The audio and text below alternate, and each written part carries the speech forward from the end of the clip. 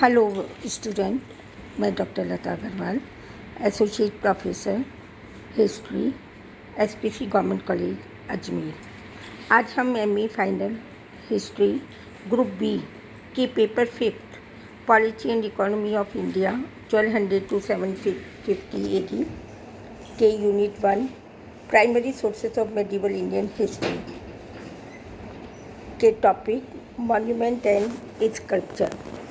बच्चों, मॉन्यूमेंट क्या होते हैं? मॉन्यूमेंट जो एक स्थापत्य कला के रूप में निर्मित किए जाते हैं, यादगार के अंदर निर्मित किए जाते हैं, या फिर कोई संबंध के रूप में उनका निर्माण किया जाता है। वो स्मारक जो हमें उस समय की स्थापत्य कला या उनके सांस्कृतिक, सामाजिक या धार्मिक, आर्थिक स्थिति के बारे में जानकारी देते हैं, वो मॉन्यूमेंट स्थापत्य कला के रूप में हमें प्रतीत होते हैं। इसी प्रकार जब 1200 में सल्तनत काल आया और 1526 में जब मुग़ल काल का प्रारंभ हुआ था, उसके बाद में इन दोनों ही काल में या इन दोनों ही शासकों ने, जो मध्यकालीन भारत के संबंध में है, कुछ मॉन्यूमेंट्स या स्मारकों का निर्माण कराया। सुल्तान ऑफ सल्तनत पीरियड एंड सम्राट of Mughal rulers constructed the monument to commemorate even mainly victory in a battle. The core purpose was to leave a make about the event and also glory their personal history. वो अपनी व्यक्तिगत इतिहास को बनाने के लिए इन लोगों ने यादगार के लिए स्मारकों का निर्माण कराया। फॉर एग्ज़ाम्पल, कुतुबुद्दीन ऐबक ने अढ़ाई दिन का झोपड़ा, अलाउद्दीन ने अलाई दरवाज़ा, और मुग़ल काल के अंदर अकबर ने आगरा किला, शाहजहाँ ने लाल किला और ताजमहल आदि कई ऐसे स्मारकों का निर्माण कराया, मस्जिदों का निर्माण कराया, जो हमें उस समय की इतिहास के बारे में जानकारी देते हैं। राजनीतिक उथल पुथल को समझने में ये सहायक होते हैं और अपने सामरिक या सैन्य अपनी प्रजा की सुरक्षा के लिए सामरिक दृष्टि से मजबूत इन्होंने किलों का निर्माण किया, और वो स्मारक मुग़ल काल के में बहुत ही अपना महत्वपूर्ण स्थान रखते हैं।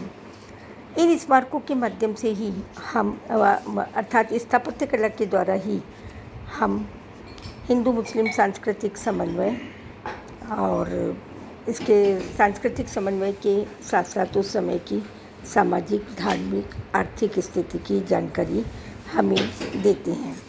इसी प्रकार जब हम देखते हैं स्कल्पचर में भी, स्कल्पचर मूर्ति कला, इस्लाम संप्रदाय के अंतर्गत मूर्ति कला का जितना निर्माण राजस्थान व अन्य उत्तरी भारत के अंदर हुआ, उतना अन्य स्थानों पे नहीं हुआ, क्योंकि यहाँ पर समन्वित मूर्ति कला का निर्माण हुआ, जिसमें पहनावा, उनके नए नक्श, उनकी शारीरिक सौष्ठवता में परिवर्तन आने लगा। तो जो मूर्तियाँ मुग़ल काल के अंदर हमें प्राप्त होती है, और जो मंदिरों में जिन मूर्तियों को मंदिर में स्थापित किया गया था, उन मंदिरों के आंतरिक और बाहरी भागों में भी परिवर्तन आया, और एक जिससे हमें इतिहास को लेखबद्ध करने में महत्वपूर्ण जानकारी प्राप्त हुई। गोपीनाथ शर्मा कहते हैं कि परिवर्तित परिस्थितियों का प्रभाव मंदिर व मूर्तियों पर भी परिलक्षित होने लगा। मूर्तियों में वस्त्र, आभूषण, श्रृंगार आदि उपकरण के विषय में प्रचुर मात्रा में सामग्री उपलब्ध होती है। हम जैसे जैसे मुग़ल काल में पहुँचते हैं, तो मूर्तियों से स्पष्ट होता है कि उच्च वर्गीय समाज पर मुग़ल प्रभाव बढ़ता जा रहा था, और दोनों के मध्य सामंजस्य की भावना बढ़ने लगी। इस संबंध में ठीक ही कहा गया है, जिस पर हम लिखित सामग्री से इतिहास का निर्माण करते हैं, उसी प्रकार सृजनात्मक मूर्ति कला भी उस इतिहास लेखन को समृद्ध बनाने में योगदान देती हैं। बच्चों, इन दोनों से संबंधित जो प्रश्न आता है वह प्रश्न है कि मध्यकाल में स्मारकों और मूर्ति कला का हिंदू मुसलमानों के मध्य क्या सामंजस्य रहा, समन्वयता रही और उनका इतिहास को लेखबद्ध करने में क्या भूमिका रही।